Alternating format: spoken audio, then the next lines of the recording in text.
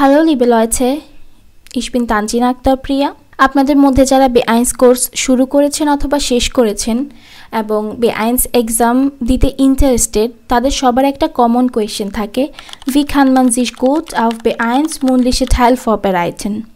আজকে আমি আপনাদেরকে বলবো কিভাবে আপনারা ইফেক্টিভলি B1 Sprechen Teilের জন্য নিজেকে প্রস্তুত করতে পারেন।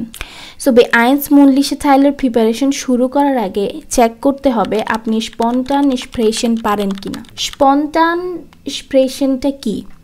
যে কোনো একটা টপিকে যদি কারো বাংলা অথবা ইংরেজিতে আইডিয়া থাকে সেটা তৎক্ষণাৎ সাজিয়ে auf Deutsche ausdrücken করা অথবা বলতে পারাই হচ্ছে স্পন্টান স্পিকিং। যার স্পন্টান স্পিকিং যত ভালো তার জন্য B1 এক্সাম ফরবেরাইটিংটা ততটা ইজি হয়ে যায়। যদি আগে থেকেই আপনার স্পন্টান স্পিকিং ক্যাপাসিটি থাকে তো ভালো, আর যদি না থাকে তবে চিন্তা নেই, এখন থেকেই শুরু করুন আমার মেথডে, যে মেথড ফলো করে আমি আমার স্পিকিং কোয়ালিটি বেটার করেছি এবং B1 এবং B2 এক্সপ্রেশন টাইলের জন্য নিজেকে প্রস্তুত করেছি এবং প্রথমবারেই সফলভাবে উত্তীর্ণ হয়েছি।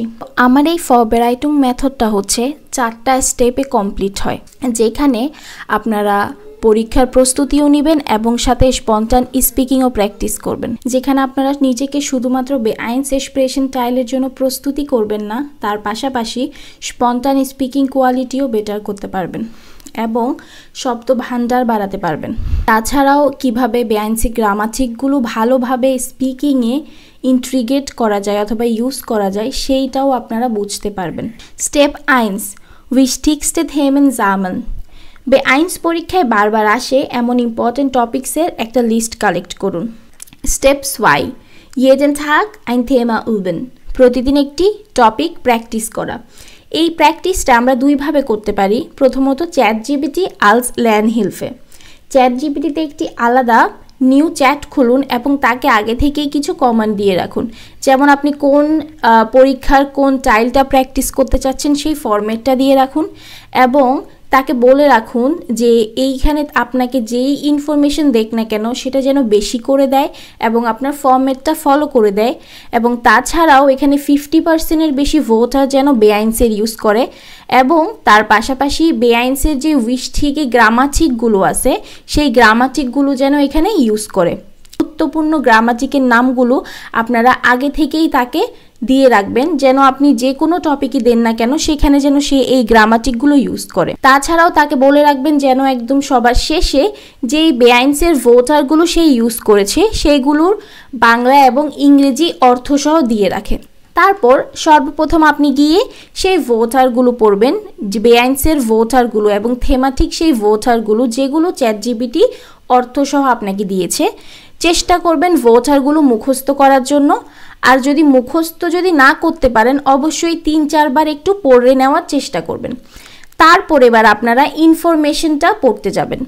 এখন এই ক্ষেত্রে দুইটা লাভ হবে, যেহেতু অলরেডি ভোটারগুলো আপনারা শিখে ফেলেছেন অথবা কয়েকবার পড়ে ফেলেছেন, সেই ভোটারগুলোই যখন আপনারা কনটেক্সট আকারে দেখবেন বেশি সুবিধা হবে ভোটারগুলো মনে রাখতে, এবং যেহেতু অলরেডি আপনারা অজানা ভোটারগুলো শিখে ফেলেছেন তো ইনফরমেশনগুলো পড়তে এবং সেটা মাথায় বাংলায় ট্রান্সলেট করতে কোনো রকমই কোনো প্রবলেম হবে না। এবং প্রত্যেকটা লাইন পড়ার পর প্রত্যেকটা লাইনের মিনিংটা ভালোভাবে বোঝার চেষ্টা করবেন, এবং যখনই কোনো একটা গ্রামার দেখবেন B1 একটু ভালোভাবে দেখবেন সে এই গ্রামারটা তারা এখানে কিভাবে ইউজ করলো সেটা আপনি মাথায় রাখার চেষ্টা করবেন, যেন স্পিকিং করার সময় আপনিও এইভাবে এই গ্রামারটা ইউজ করতে পারেন।